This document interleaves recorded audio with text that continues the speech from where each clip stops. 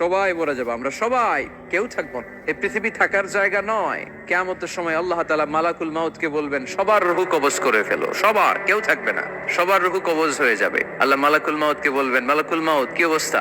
বলবে সব শেষ। মাইয়াপ্পা, কে বাকি? মালাকুল মাউত বলবে জিনেরা বাকি, যাদেরকে দেখা যায় না। আল্লাহ বলবেন জিনদেরকেও শেষ করে ফেলো, রূহ কবজ করো। মালাকুল মাউত আজরাইল জিনদের রূহ কবজ করবে। আল্লাহ এবার জিজ্ঞেস করবে, ইয়া মালাকাল মাউত আখবিরনি মাইয়াপ্পা, এবার বলো আর কে বাকি? মালাকুল মাউত বলবে, আল্লাহ মানুষগুলো সব শেষ, জিনগুলাও শেষ, এবার বাকি ইবলিস শয়তান। কে বাকি? ইবলিসরেও শেষ করো, ইবলিসও শেষ। আল্লাহ আবার জিজ্ঞেস করবেন, ইয়া মালাকাল মাউতি মাইয়াপ্পা, আর কে বেঁচে আছে বলো? মালাকুল মাউত বলবে, আল্লাহ আপনার কথা অনুযায়ী পৃথিবীর সব মানুষের রূহ কবজ করলাম, সব জিনদের রূহ কবজ করলাম, ইবলিসের রূহ কবজ করলাম, এখন আছে শুধু ফেরেশতা। আছে কারা? যাও ফেরেশতাদের রূহ কবজ করো, ফেরেশতাদের রূহ কবজ হয়ে যাবে। এবার আল্লাহ জিজ্ঞেস করবেন, ইয়া মালাকাল মাউত আখবিরনি মাইয়াপ্পা।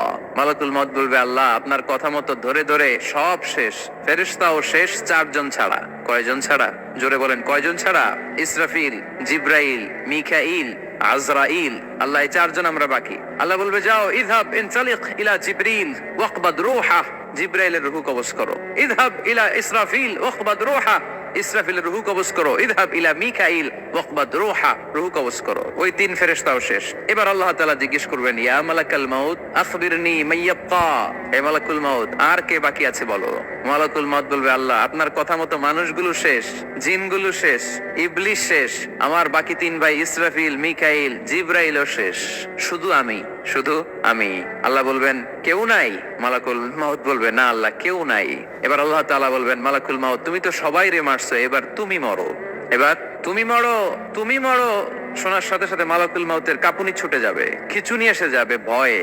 আল্লাহ বলবেন, কাঁপুনি দিয়ে তো লাভ নাই, কারণ কুল্লু নাফসিন যায়িকাতুল। রব্বুল আলামিন বলবেন, মালাকুল মাউত কেঁদো না, এটাই দুনিয়ার বিধান, আমি আল্লাহর দেয়া বিধান, এটাই, জন্মালেই মরতে হয়। যাও, জান্নাত জাহান্নামের মাঝখানে একটা জায়গা আছে, জায়গাটার নাম হলো আরাফ। এই আরাফের মধ্যখানে যে দাঁড়া, ওখানে যে মালাকুল মাউত কাঁপতে থাকবে। মালাকুল মাউত বলবে, আল্লাহ সৃষ্টির শুরুতে যদি জানতাম, সৃষ্টির শুরুতে যদি জানতাম সবাইকে মৃত্যু দান করার পরে, রূহ কবজ করার পরে আমাকেও মরতে হবে, তাহলে এই কঠিন দায়িত্বের ব্যাপারে আপনার কাছে ক্ষমা চাইতাম। আজকে আমারও যে ভাগ্য বরণ করে নিতে হবে সৃষ্টির শুরুতে, আমি এটা কল্পনাই করতে পারি নাই। আল্লাহ বলবেন, নট অফ মুত ইয়া মালাকাল মাউত, মর, মরে যা, মুত, মরে যাও।